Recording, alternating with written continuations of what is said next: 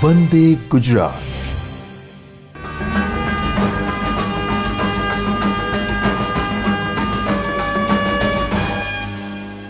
નમસ્કાર વિદ્યાર્થી મિત્રો. યુનિટ 12ની અંદર આપણે આગળ 5 એપિસોડમાં ઘણું બધું ભણ્યા છીએ. આજે 6થા એપિસોડની અંદર કાર્બનિક સંયોજનની અંદર કાર્બન વચ્ચેના બંધમાં ઇલેક્ટ્રોન સ્થાનાંતરણ જે થાય એ કેવી રીતે થાય અને એની શું અસરો આપણને જોવા મળે એની આપણે વાત કરીશું. મિત્રો, જ્યારે કોઈ પણ રાસાયણિક પ્રક્રિયા થતી હોય, સહસંયોજક બંધ તૂટતો હોય, બનતો હોય, એ દરમિયાન પણ ઇલેક્ટ્રોનની આપલે થાય. સાથે સાથે અણુની અંદર ઇલેક્ટ્રોન એક જગ્યાએ બીજી જગ્યાએ જાય છે, જેને આપણે ઇલેક્ટ્રોનનું સંચલન કહીશું. તો આ સંચલન એક બંધથી બીજા પરમાણુ પર અથવા પરમાણુમાંથી અણુ પર અથવા બંધમાં અથવા એક બંધથી બીજા બંધ સુધી આ ઇલેક્ટ્રોનનું સંચલન કેવી રીતે થાય એ આપણે સમજવાનું છે. આ ઇલેક્ટ્રોનના સંચલનને એક વક્ર તીર વડે દર્શાવવામાં આવે. હંમેશા જે જગ્યાએથી ઇલેક્ટ્રોન જવાનો છે ત્યાંથી તીરની શરૂઆત થાય અને જ્યાં ઇલેક્ટ્રોન યુગ્મ પહોંચવાનું છે ત્યાં સુધી તીર બતાવવામાં આવે. એટલે ઇલેક્ટ્રોન એક જગ્યાએથી બીજી જગ્યાએ શિફ્ટ થાય, સ્થાનાંતર થાય. આ ક્રિયાને વક્ર તીરની મદદથી દર્શાવવામાં આવે. મિત્રો, એ તમારી સામે ટેલિટોપમાં એક આવું નાનકડું ઉદાહરણ મૂકેલું છે. જુઓ, કાર્બનિક પ્રક્રિયાઓમાં ઇલેક્ટ્રોનનું સંચલન. વાય કરીને એક પરમાણુ છે, અહીં દ્વિબંધ છે, એ સહસંયોજક સિંગલ બંધ છે.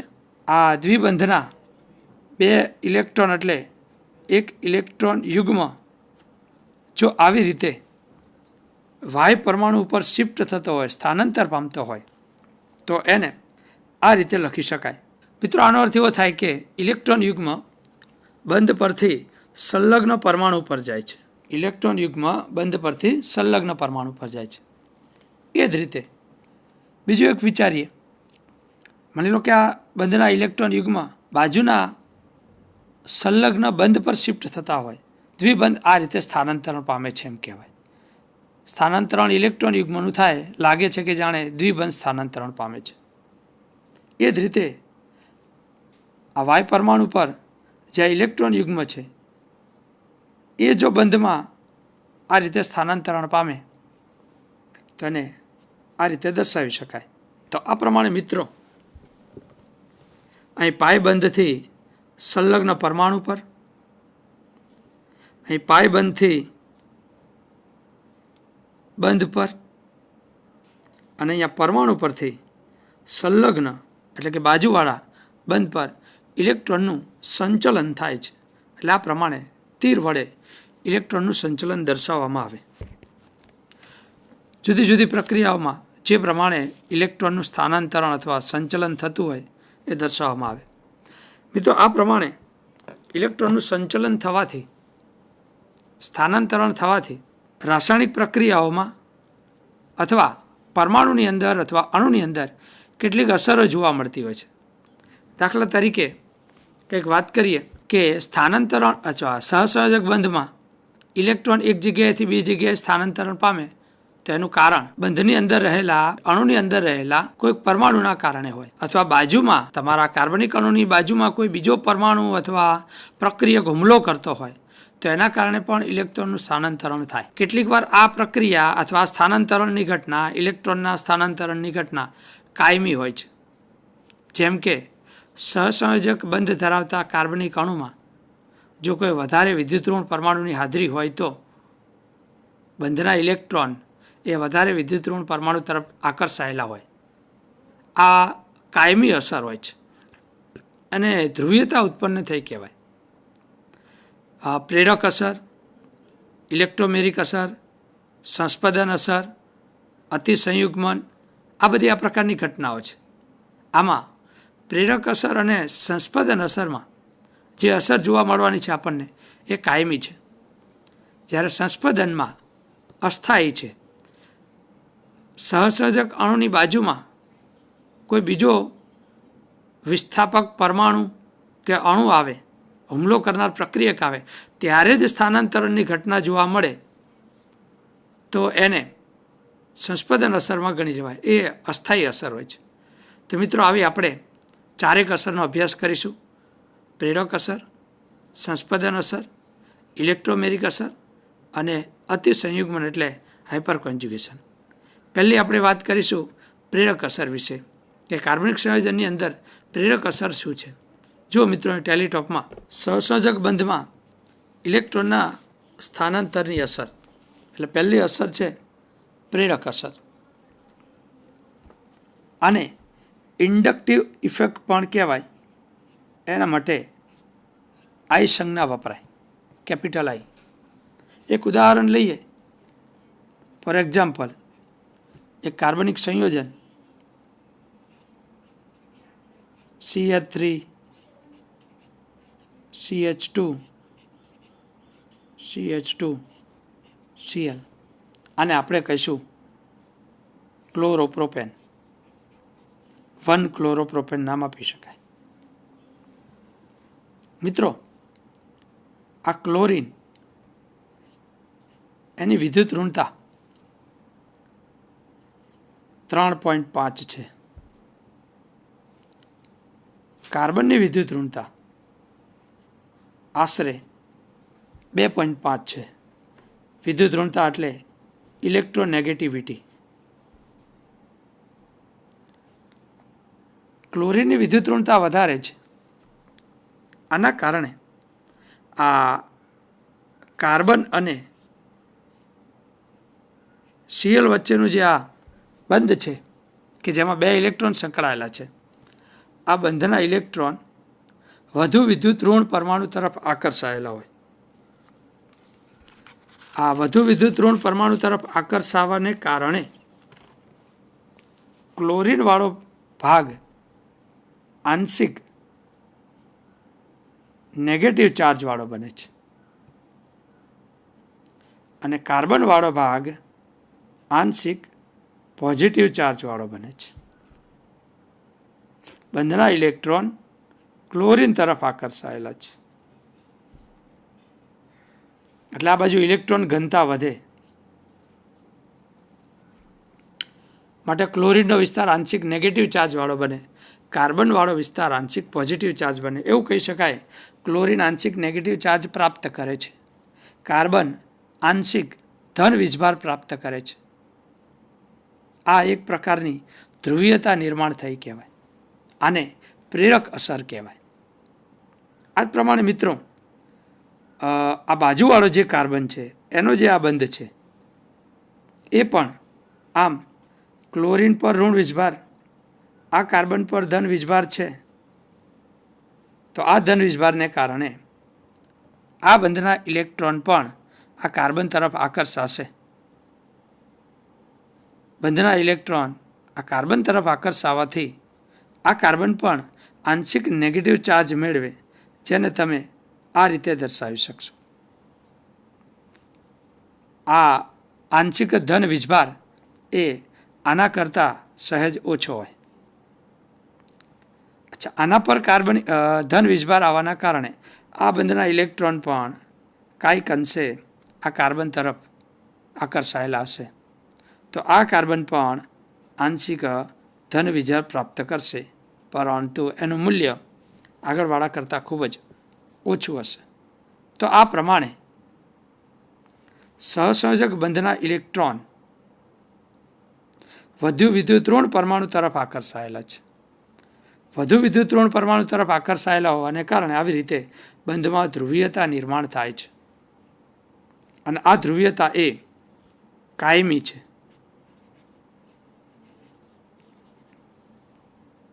સ્થાયી છે.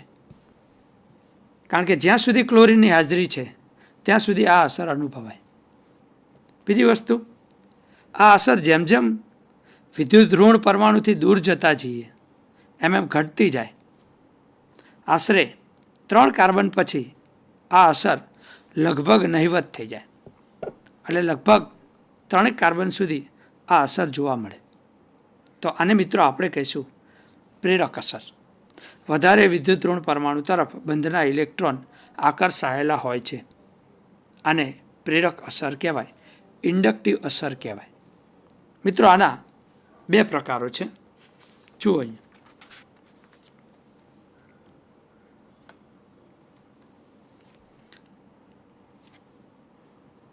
જે સમૂહના કારણે પ્રેરક અસર જોવા મળે છે એ સમૂહના બે ભાગ છે: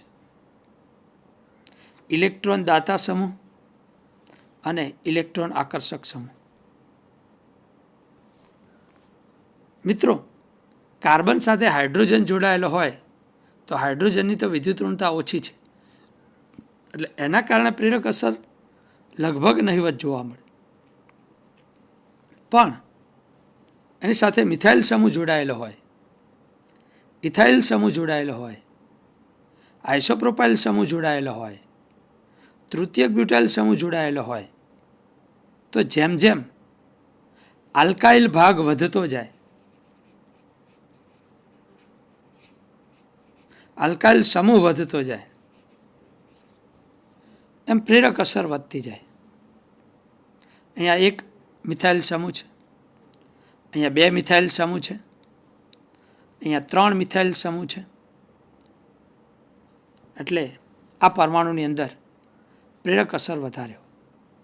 આનો અર્થ આપણે આવો કરવાનો કે કાર્બન કરતાં મિથાઇલ બંધના ઇલેક્ટ્રોનને વધારે દૂર ધકેલશે, મિથાઇલ કરતાં ઇથાઇલ ઇલેક્ટ્રોનને વધારે દૂર ધકેલશે, એના કરતાં આઇસોપ્રોપાઇલ બંધના ઇલેક્ટ્રોનને વધારે દૂર ધકેલશે, એના કરતાં તૃતીયક બ્યુટાઇલ ઇલેક્ટ્રોનને વધારે દૂર ધકેલશે. એનો મતલબ એવો થાય કે આ તૃતીયક બ્યુટાઇલ સમૂહે આ બધામાં સૌથી વધુ ઇલેક્ટ્રોન દાતા તરીકેની અસર દર્શાવે છે, બંધના ઇલેક્ટ્રોનનું ડોનેટિંગ કરે છે, માટે એને ઇલેક્ટ્રોન ડોનેટિંગ સમૂહ, electron donating group, EDG group તરીકે શોર્ટમાં ઓળખી શકાય.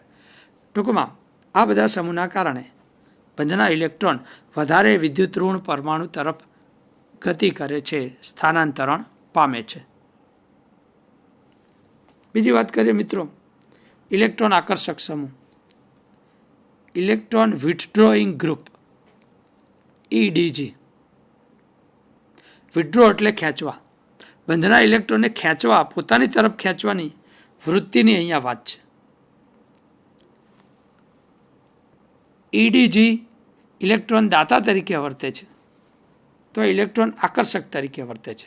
આવા સમૂહોમાં NO2 nitro, nitrile, carboxylic acid, fluorine, chlorine, bromine, iodine, hydroxyl, methoxy, phenyl અને હાઇડ્રોજન.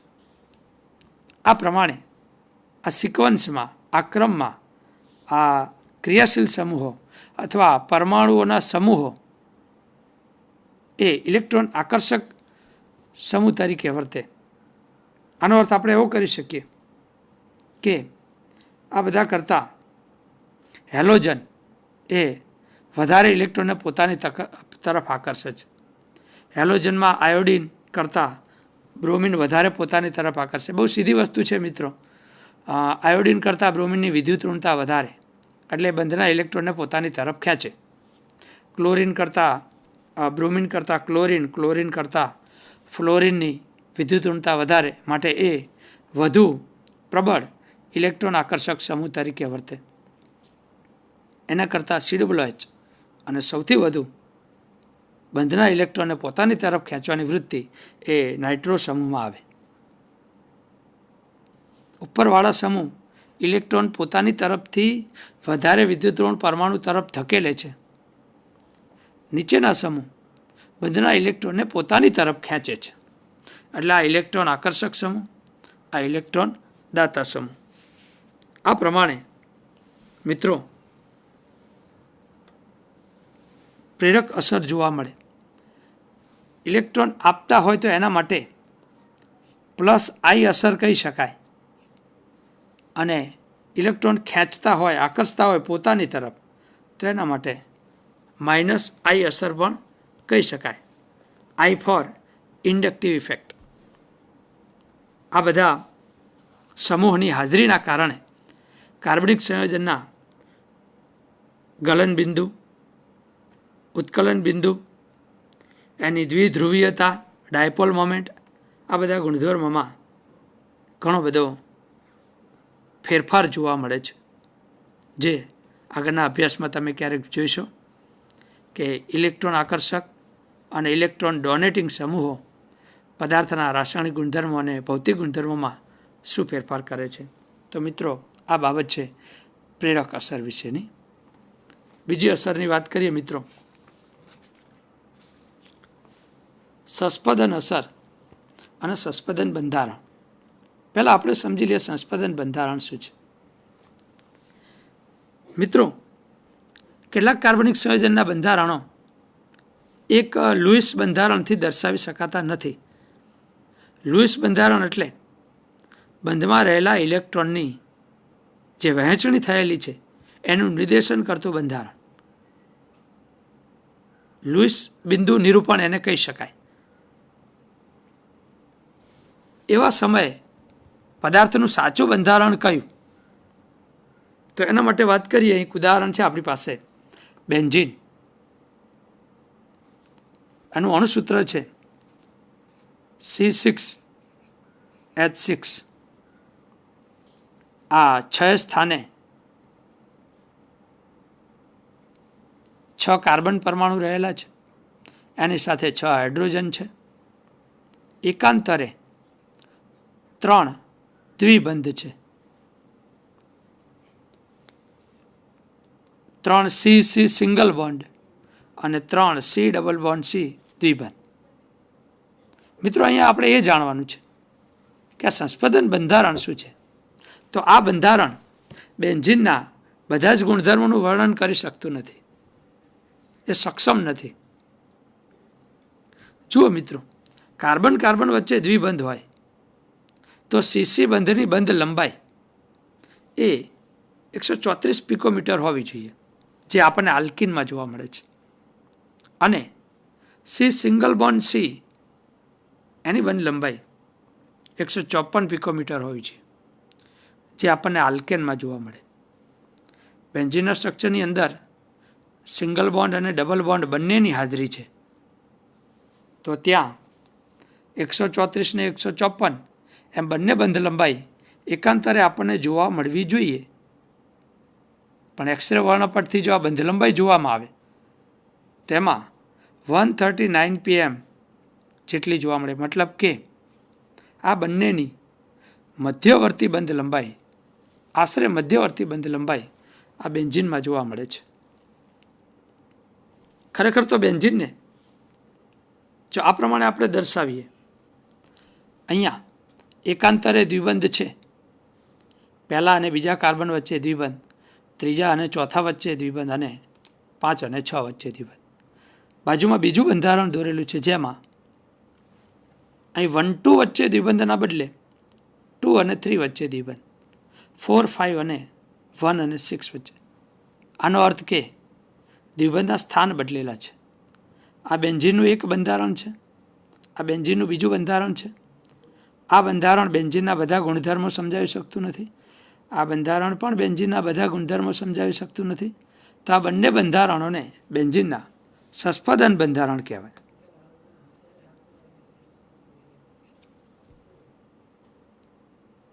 તો આ બંનેની વચ્ચેનું કોઈ બંધારણ એ આ રીતે દર્શાવી શકાય. આ 3 પાય બંધનું ઇલેક્ટ્રોન વાદળ છે, જે બધા જ કાર્બન પર સરખી માત્રામાં વિતરિત થયેલું હોય. અને આ બંધારણને સંસ્પદન સંકૃત બંધારણ કહેવાય, અથવા એને વાસ્તવિક બંધારણ પણ કહી શકાય. આ સંસ્પદન બંધારણો છે, આ સંસ્પદન સકૃત બંધારણો છે, જે બેન્ઝીનના બધા ગુણધર્મોનું વર્ણન કરે છે. મિત્રો, આ બંને બંધારણમાં ફરક શું પડશે? તો આ બંધારણનો ઉપયોગ કરીને તમે બેન્ઝીનના બધા જ ગુણધર્મોનું વર્ણન કરી શકો છો, જ્યારે આ બંને બંધારણ એ બેન્ઝીનના બધા જ ગુણધર્મો કોઈ એક જ બંધારણ દર્શાવી શકતું નથી. બીજી એક વસ્તુ છે મિત્રો, સંસ્પદન ઉર્જા.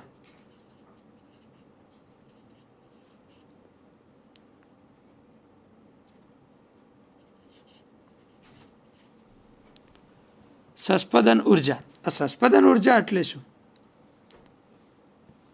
તો આ બેમાંથી જે બંધારણ વધુ સ્થાયી છે એ બંધારણની સ્થાયીકરણ ઉર્જા અને સંસ્પદન સકૃત બંધારણની ઉર્જા અલગ અલગ હશે. તો આ સંસ્પદન સકૃત બંધારણની ઉર્જાને બેમાંથી એક સ્થાયી બંધારણની ઉર્જાની ડિફરન્સ તફાવત લેવામાં આવે તો એને સંસ્પદન ઉર્જા કહેવાય.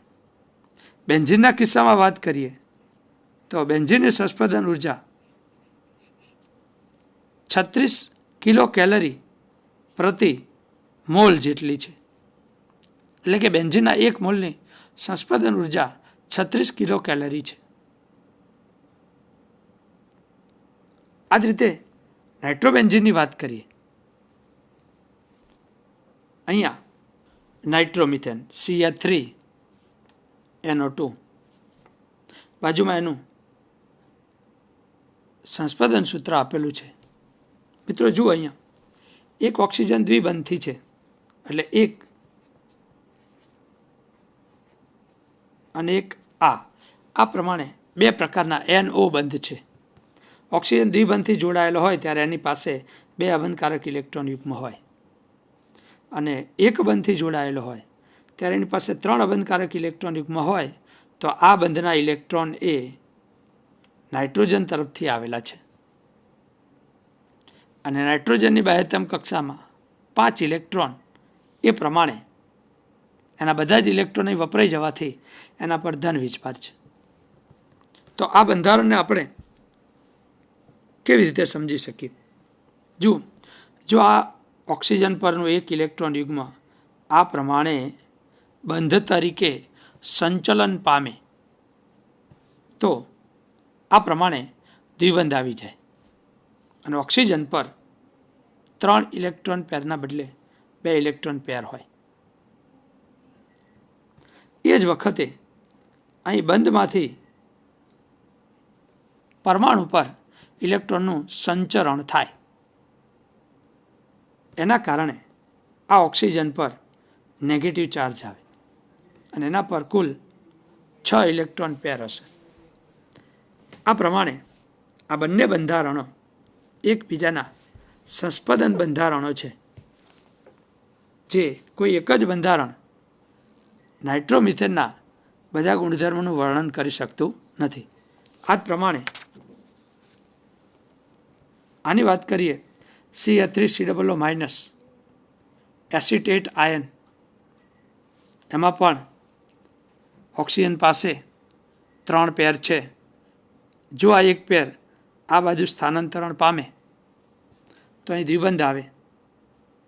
ત્યારે અહીંથી પરમાણુ પર ઇલેક્ટ્રોનનું સંચલન થાય તો અહીં આ પ્રમાણે 3 પેર થાય, માઇનસ વીજભાર આવે. તો આ બંને પણ એકબીજાના સંસ્પદન સૂત્રો છે, સંસ્પદન બંધારણો છે. આ જ રીતે આ પદાર્થની અંદર વાત કરીએ CH2 double bond CH CHO. જુઓ મિત્રો,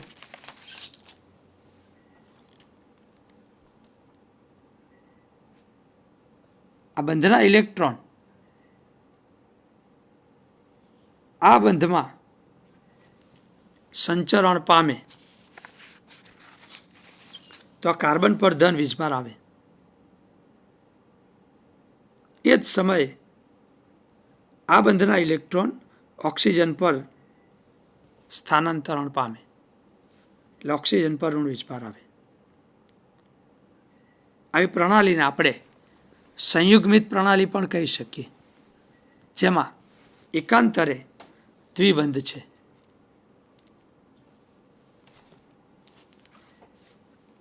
આ જ વસ્તુ અહીં પણ જોઈ શકાય મિત્રો. જો આ બંધના ઇલેક્ટ્રોન CH2 પર સ્થાનાંતરણ પામે તો CH2 પર ઋણ વીજભાર આવે અને ત્યારે ઓક્સિજનના ઇલેક્ટ્રોન, આ બંધના ઇલેક્ટ્રોન CC વચ્ચે સ્થાનાંતરણ પામતા અહીં દ્વિબંધ આવે. આ થવાથી ઓક્સિજન પર ધન વીજભાર થાય. એટલે આ પ્રમાણે આનું એક્રોલિન નામ આપી શકાય. આ એક્રોલિનમાં બંધનું સ્થાનાંતરણ થાય છે. આ ત્રણેય એકબીજાના સંસ્પદન સૂત્રો છે. મિત્રો, સંસ્પદન સૂત્રોની અંદર એક મહત્વની બાબત એ છે કે જ્યારે સંસ્પદન સૂત્રો દર્શાવવામાં આવે ત્યારે એનો જે મધ્યસ્થ પરમાણુ છે, કેન્દ્રસ્થ પરમાણુ, એ દરેક સૂત્રમાં એક જ રહે, એ જે હોય તે જ. અને બીજી વસ્તુ છે, અયુગ્મિત ઇલેક્ટ્રોનની સંખ્યા અથવા ઇલેક્ટ્રોન પેર એ લગભગ દરેક પરમાણુ પર અણુની અંદર કુલ જેટલી હોય એટલી જળવાઈ રહેવી જોઈએ. અને ત્રીજી વસ્તુ એની સ્થાયીતાની આવે કે કયું સંસ્પદન સૂત્ર વધુ સ્થાયી છે. તો જે સંસ્પદન સૂત્રમાં વીજભારનું અલગીકરણ ઓછું હોય, દ્વિધ્રુવીયતા ઓછી જોવા મળે તો એ વધુ સ્થાયી હોય. અને જો વીજભાર જોવા મળે તો જેમાં વધુ વિદ્યુત ઋણ પરમાણુ પર ઋણ વીજભાર હોય અને વિદ્યુત ધનમય પરમાણુ પર ધન વીજભાર હોય તો એ સંસ્પદન સૂત્રોની સ્થાયીતા વધારે જોવા મળે. હમણાં આપણે જે ઉદાહરણ જોયું એક્રોલિન, જુઓ એની અંદર આ એક્રોલિનમાં સંસ્પદન બંધારણ 3, જેમાં વિદ્યુત ઋણ એવા ઓક્સિજન પર ધન વીજભાર છે, જ્યારે વિદ્યુત ધનમય એવા કાર્બન પર ઋણ વીજભાર છે. આપણે વાત થઈ એ પ્રમાણે અહીં વિરોધી વલણ જોવા મળે છે. એટલે આ સંસ્પદન સૂત્રની સ્થાયીતા ઓછી હોય છે. એના કરતાં આ સંસ્પદન સૂત્રોની સ્થાયીતા વધારે, અને એનાથી પણ વધારે ફર્સ્ટ નંબરનું સૂત્ર, કારણ કે અહીંયા વીજભારનું અલગીકરણ છે જ નહીં, ધ્રુવો નિર્માણ થયેલા નથી, તો એ સૌથી વધુ સ્થાયી કહેવાય.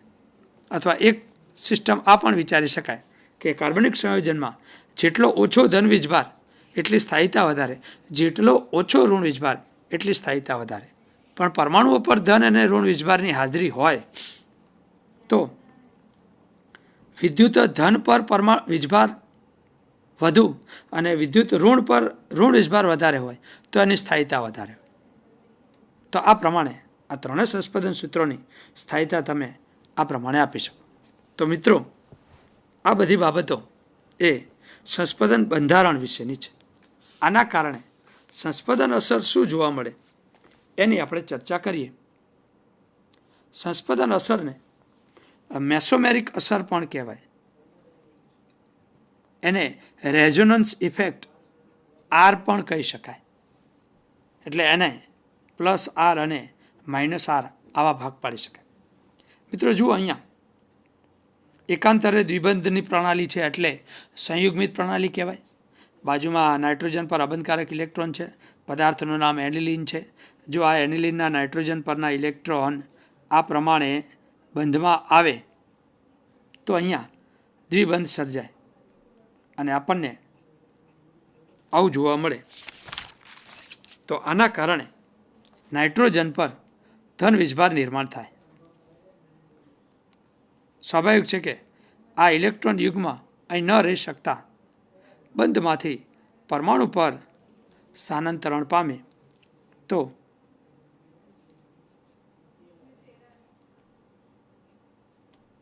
આ પરિસ્થિતિ બને.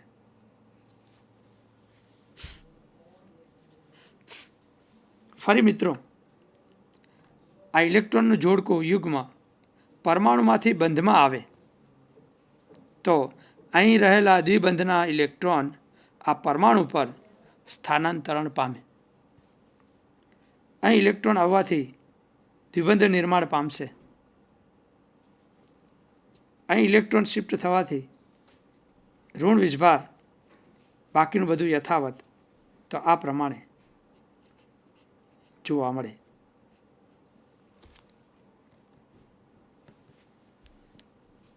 આ જ પ્રમાણે જો આ ઇલેક્ટ્રોન પરમાણુમાંથી બંધમાં જાય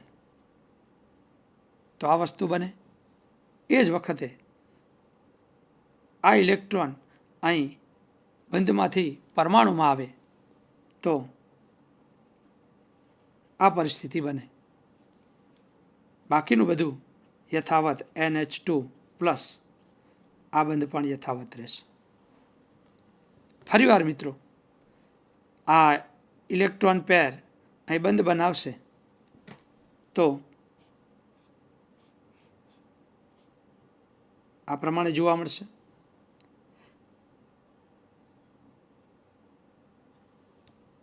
બાકીનું બધું યથાવત રહેશે. ત્યારે આ બંધના ઇલેક્ટ્રોનના NH2 પરમાણુ પર શિફ્ટ થશે તો અહીંયા NH2 પોતાનું ઇલેક્ટ્રોન યુગ્મ પાછું મેળવે. આ પ્રમાણે બંધના ઇલેક્ટ્રોનો પરમાણુથી બંધમાં, બંધમાંથી પરમાણુમાં એમ સ્થાનાંતરણ પામે છે. મિત્રો ખાસ નોંધજો, બધા જ કાર્બન પર ઇલેક્ટ્રોન યુગ્મ નથી જતા. એકાંતરે એક એક કાર્બનને છોડતા છોડતા ઇલેક્ટ્રોન યુગ્મ અંતે મૂળ પરમાણુ પર પાછું આવે છે. એટલે આ બધા એનિલિનના સંસ્પદન સૂત્રો છે. આને ધન સંસ્પદન અસર કહેવાય, કારણ કે પરમાણુમાંથી ઇલેક્ટ્રોન આ સંયુગ્મિત પ્રણાલી તરફ ગતિ કરે છે. ખાસ નોંધજો, પરમાણુ પરથી ઇલેક્ટ્રોન સંયુગ્મિત પ્રણાલી તરફ ગતિ કરે છે તો એને ધન સંસ્પદન અસર કહેવાય. +R રેઝોનન્સ અસર કહેવાય. હેલોજન, હાઇડ્રોક્સિલ, આલ્કોક્સી,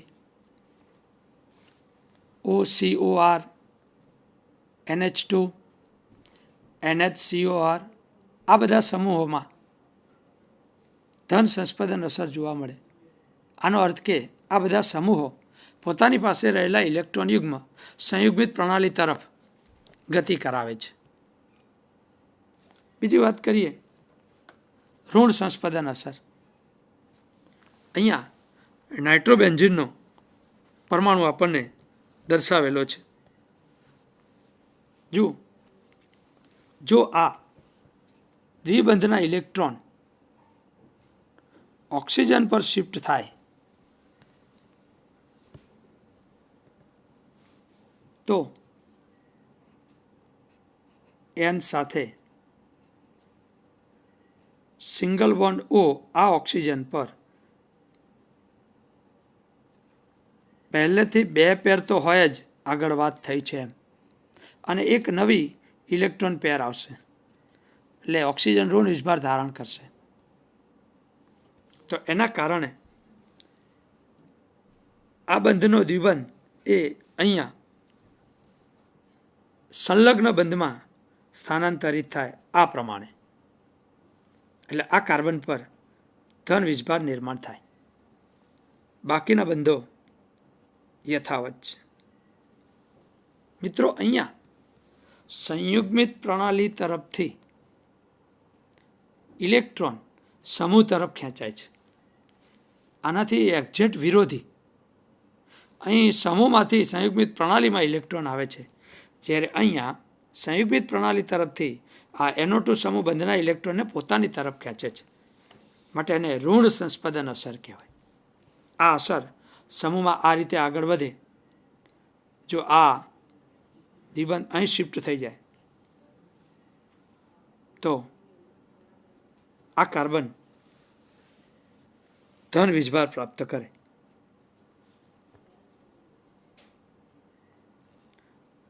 બાકીના બંધો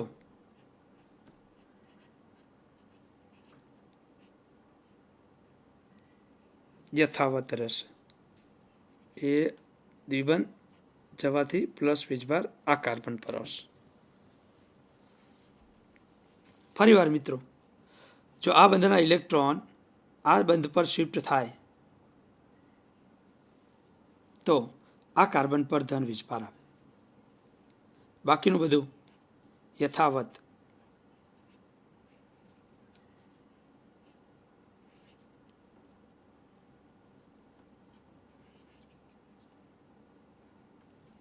તો આ પ્રમાણે સંસ્પંદન સૂત્રો આપણને જોવા મળે.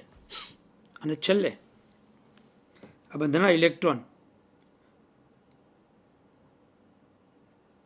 અહીં આવશે ત્યારે આ ઓક્સિજન પરથી એક ઇલેક્ટ્રોન પેર દ્વિબંધ રૂપે આવશે અને આપણું મૂળ બંધારણ આપણને પાછું મળશે. મિત્રો, ઓવરઓલ ત્રણેય સ્ટ્રક્ચરમાં સંયુગ્મિત પ્રણાલીની અંદર બંધનું સ્થાનાંતરણ અથવા ઇલેક્ટ્રોન યુગ્મનું સ્થાનાંતરણ થાય છે. માટે આને સંસ્પંદન અસર કહેવાય. સંયુગ્મિત પ્રણાલી તરફ ઇલેક્ટ્રોન યુગ્મ આવતું હોય તો ધન સંસ્પંદન અસર, અને સંયુગ્મિત પ્રણાલીથી ઇલેક્ટ્રોન બીજા કોઈ સમૂહ તરફ જતું હોય તો એને ઋણ સંસ્પંદન અસર કહેવાય. અહીં બેન્ઝીન ચક્ર છે એ 3 જગ્યાએ ઋણ વીજભાર પ્રાપ્ત કરે છે, જ્યારે અહીંયા 3 જગ્યાએ ધન વીજભાર પ્રાપ્ત કરે છે, જે બીજા આવનારા સમૂહોને પોતાની તરફ આકર્ષવા માટે જવાબદાર હશે. દાખલા તરીકે અહીં ઋણ વીજભાર છે તો સ્વાભાવિક છે કે કોઈ ઇલેક્ટ્રોન અનુરાગી અહીંયા આકર્ષાઈને જોડાઈ શકે, જ્યારે અહીંયા ધન વીજભાર છે તો કોઈ કેન્દ્રાનુરાગી અહીંયા આકર્ષાઈને જોડાઈ શકે છે. અને આકર્ષાઈને જોડાય ક્યાં, તો એ કાર્બનના સ્થાન પણ અહીં નક્કી દેખાય કે આ 1, 2 અને 3, આ 3 કાર્બન એવા છે કે જ્યાં નવો આવનાર કેન્દ્રાનુરાગી કે ઇલેક્ટ્રોન અનુરાગી ત્યાં જોડાઈ શકે. મિત્રો, carboxylic acid, aldehyde, ketone, cyanide અને નાઇટ્રો, આ બધા સમૂહો આવી ઋણ સંસ્પંદન અસર દર્શાવે છે. મતલબ કે તેઓ સંયુગ્મિત પ્રણાલીથી પોતાની તરફ ઇલેક્ટ્રોન યુગ્મને ખેંચે છે. તો આને સંસ્પંદન અસર મિત્રો કહેવાય. ત્રીજી એક અસરની વાત કરીએ મિત્રો, ઇલેક્ટ્રોમેરિક અસર. જુઓ મિત્રો, આ અસર એ અસ્થાયી અસર છે. આગળની બંને અસરો, પ્રેરક અસર અને સંસ્પંદન અસર, એ પરમાણુની અંદર સ્થાયી છે. જ્યારે આ અસર એ જ્યારે કોઈ સંયુગ્મિત પ્રણાલી અથવા બહુબંધવાળી પ્રણાલી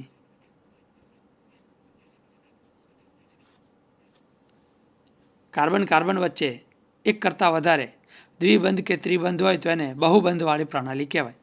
આવી પ્રણાલીની નજીકમાં જ્યારે હુમલો કરનાર પ્રક્રિયક આવે ત્યારે જ આ અસર જોવા મળે છે, માટે એને અસ્થાયી અસર કહેવાય. મિત્રો, અહીંયા બંધનું સહિયારું ઇલેક્ટ્રોન યુગ્મ આગળ બી આપણે વાત કરેલી છે.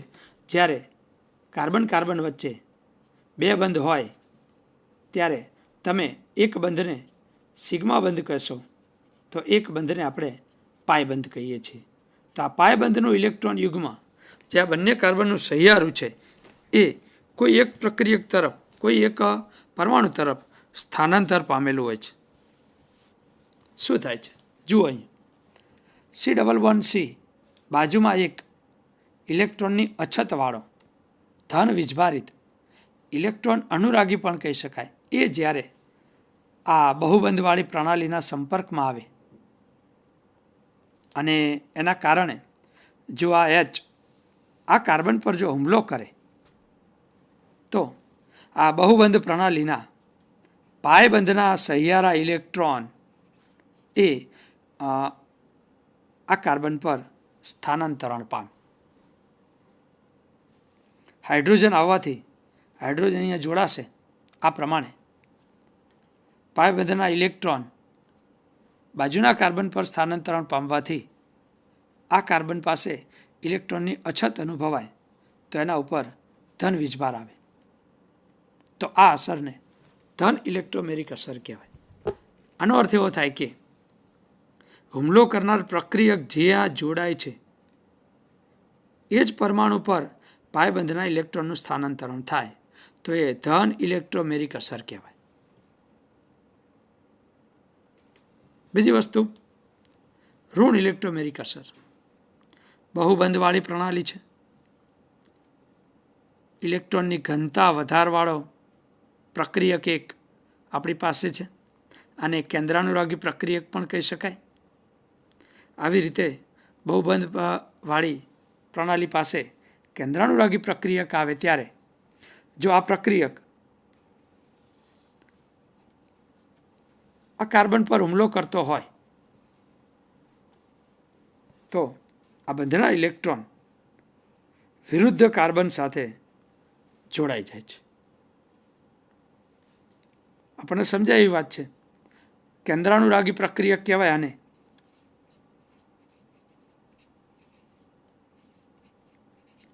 એની પાસે ઇલેક્ટ્રોન ઘનતા વધુ હોય તો એ વધુ ઇલેક્ટ્રોન ઘનતાને કારણે આ પાયબંધના ઇલેક્ટ્રોન એનાથી અપાકર્ષણ પામી બાજુના કાર્બન પર સ્થાનાંતરણ પામે છે. તો આને ઋણ ઇલેક્ટ્રોમેરિક અસર કહેવાય કે જેમાં આ કાર્બન સાથે સાયનાઇડ જોડાવાથી પાયબંધના ઇલેક્ટ્રોન આ કાર્બન પર આવવાથી એ કાર્બન ઋણ વીજભાર પ્રાપ્ત કરે છે. તો આને ઋણ ઇલેક્ટ્રોમેરિક અસર કહેવાય. ઇલેક્ટ્રોન અનુરાગી આવે ધન ઇલેક્ટ્રોમેરિક અસર. કેન્દ્રાનુરાગીનો હુમલો થાય ઋણ ઇલેક્ટ્રોમેરિક અસર જોવા મળે છે. પણ આ અસર આ પરમાણુની હાજરી હોય ત્યારે જ જોવા મળે. જો આ પરમાણુ દૂર થઈ જાય તો ઇલેક્ટ્રોન પાછા યથાવત સ્થાને આવી જાય. એટલે આ અસર એ અસ્થાયી અસર છે. એટલે આવી રીતે ધન ઇલેક્ટ્રોમેરિક અસર અને ઋણ ઇલેક્ટ્રોમેરિક અસર આપણને જોવા મળે. મિત્રો, પ્રેરક અસર અને ઇલેક્ટ્રોમેરિક અસર એ એકબીજાને વિરુદ્ધ દિશામાં ઘણીવાર કાર્યરત હોય ત્યારે ઇલેક્ટ્રોમેરિક અસર એ વધુ પ્રબળ કહેવાય. એટલે આઈ અસર અને ઈ અસર પૈકી ઈ અસરની પ્રબળતા વધારે જોવામાં આવે. આઈ ફોર પ્રેરક અસર અને આ ઇલેક્ટ્રોમેરિક અસર. એટલે જ્યારે બંને અસરો જોવા મળતી હોય ત્યારે આનું પ્રભુત્વ વધારે છે, ઇલેક્ટ્રોમેરિક અસરનું પ્રભુત્વ વધારે હોય આપણે ધ્યાનમાં રાખવાનું. એટલે જે કંઈ અસરો જોવા મળે કાર્બનિક સંયોજનમાં એ અસરો આને અનુલક્ષીને આવશે ઇલેક્ટ્રોમેરિક અસરના કારણે. ચોથી અસરની વાત કરીએ મિત્રો, અતિસંયુગ્મન એટલે હાઇપર કોન્જ્યુગેશન. મિત્રો, અહીંયા એક ઇથાઇલ કેટાયન આપણી પાસે છે. જુઓ, આ જે અસર જે છે એ સ્થાયીકરણ આકર્ષણ કહી શકાય કે જેમાં કંઈક આવું ચિત્ર છે. આ કાર્બન સાથે 3 CH બંધના સિગ્મા ઇલેક્ટ્રોનો છે. તો આ ઇલેક્ટ્રોન નજીકની અસંતૃપ્ત પ્રણાલી સાથે સંયુગ્મન દર્શાવશે, જેને આપણે અતિસંયુગ્મન કહીએ. આ ઇથાઇલ કેટાયન આ રીતે દર્શાવી શકાય. કાર્બન સાથે CH3 એટલે 3 હાઇડ્રોજન 1 2 અને આ ત્રીજો હાઇડ્રોજન. બાજુમાં CH2 એના 2 હાઇડ્રોજન અને આ કાર્બન પર ધન વીજભાર. મિત્રો, આ કાર્બનનો ધન વીજભાર એટલે એક એની પી કક્ષક ખાલી છે જેમાં ઇલેક્ટ્રોન નથી. એ પી કક્ષક આપણે અહીં સમતલની ઉપર નીચે દર્શાવેલી છે. પી કક્ષક લોબ ડંબેલ આકારની હોય એટલે એક લોબ સમતલની ઉપર અને બીજો લોબ સમતલની નીચે હોય. જુઓ મિત્રો, આ CH બંધના સિગ્મા બંધના ઇલેક્ટ્રોન બાજુમાં ધન વીજભારને કારણે આ તરફ શિફ્ટ થાય છે, સ્થાનાંતરણ પામે છે. બસ આને અતિસંયુગ્મન કહેવાય. અહીં પણ ઇલેક્ટ્રોનની અછત છે. આના કારણે આ CH બંધના ઇલેક્ટ્રોન આ બાજુ શિફ્ટ થશે. મિત્રો, આવું થવાથી આ હાઇડ્રોજનનો કાર્બન સાથેનો બંધ તૂટી જાય અને બંધના ઇલેક્ટ્રોન બાજુમાં શિફ્ટ થવાથી એ અહીંયા દ્વિબંધનું નિર્માણ કરશે. જો આ પ્રમાણે થાય, આ CH3 CH2+, આ C બંધના ઇલેક્ટ્રોન આ બાજુ શિફ્ટ થાય તો મિત્રો તમને જોવા મળે છે દ્વિબંધ બનશે. હાઇડ્રોજનનો ઇલેક્ટ્રોન ગુમાયેલો છે, હાઇડ્રોજન એટલે H+ બને. આને અતિસંયુગ્મન કહેવાય. મિત્રો, આ હાઇડ્રોજન કાર્બન સાથે જોડાયેલો નથી, છતાં પણ એ આ પરમાણુને છોડીને અણુને છોડીને જતો રહેતો નથી અને નો બોન્ડ રેઝોનન્સ કહેવાય. નો બોન્ડ સંસ્પદન પણ કહી શકાય.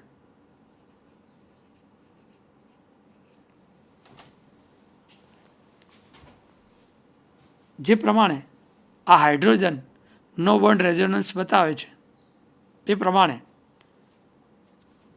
બાજુવાળો હાઇડ્રોજન પણ જો આ પ્રમાણે રેઝોનન્સ બતાવે તો એમાં પણ આ રીતની રચના જોવા મળે.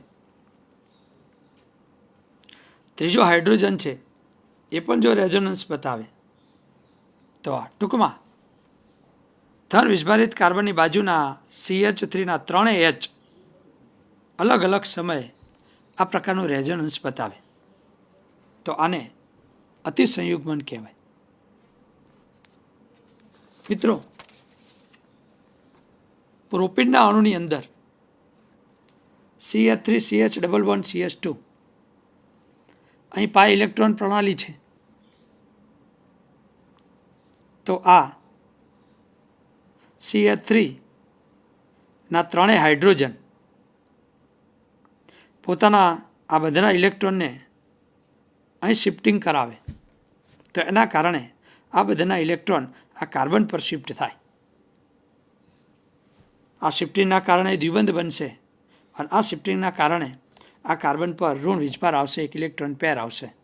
જેમ આ હાઇડ્રોજનથી આ ઘટના જોવા મળી છે એમ બાજુવાળા 2 હાઇડ્રોજનથી પણ આવી સંસ્પદન ઘટનાઓ જોવા મળે.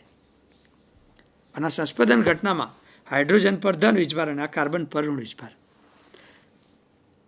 સંયુગ્મિત પ્રણાલી સાથે આ રીતે જેટલા અલ્કાઇલ સમૂહ વધારે એટલા રેઝોનન્સ સૂત્રો વધારે, કારણ કે એક અલ્કાઇલ સમૂહ 3 રેઝોનન્સ દર્શાવે છે. 3 Hના કારણે 3 રેઝોનન્સ જોવા મળે. જો અહીંયા પણ એક CH3 હોત તો એ પણ રેઝોનન્સ દર્શાવે. એટલે જેમ મિથાઇલ સમૂહ વધારે એમ રેઝોનન્સ સૂત્રોની સંખ્યા વધારે અને એટલી આ પરમાણુની સ્થાયીતા વધારે. એટલે પ્રોપેનની સ્થાયીતામાં આ મિથાઇલ સમૂહનું આ અતિસંયુગ્મન ભાગ ભજવે છે. આ બધાના ઇલેક્ટ્રોન આ બાજુ આવવાથી દ્વિબંધ સર્જાય છે. ઓલરેડી આ આપણને દ્વિબંધ દર્શાવેલો છે જે કાર્બન પર શિફ્ટ થશે. એટલે આ પ્રમાણે મિત્રો આપણને રેઝોનન્સ સૂત્રો જોવા મળે જે કાર્બનિક સંયોજનની સ્થાયીતામાં ભાગ ભજવે છે. એટલે દ્વિબંધ સાથે જોડાયેલા કાર્બન સાથે જેટલા આલ્કાઇલ સમૂહ વધારે એટલા સંસ્પદન સૂત્રો વધારે અને એટલી એની સ્થાયીતા વધારે જોવા મળે છે. તો આ પ્રમાણે મિત્રો કાર્બનિક સંયોજનની અંદર ઇલેક્ટ્રોનનું સ્થાનાંતરણ થવાથી પ્રેરક અસર, સંસ્પદન અસર, ઇલેક્ટ્રોમેરિક અસર અને હાઇપર કોન્જ્યુગેશન આ અસરો જોવા મળે છે, જે એની જુદી જુદી રાસાયણિક પ્રક્રિયાઓમાં અને પદાર્થોના ભૌતિક અને રાસાયણિક ગુણધર્મોમાં અસર ઊભી કરે છે. ખૂબ ખૂબ આભાર મિત્રો. ધન્યવાદ.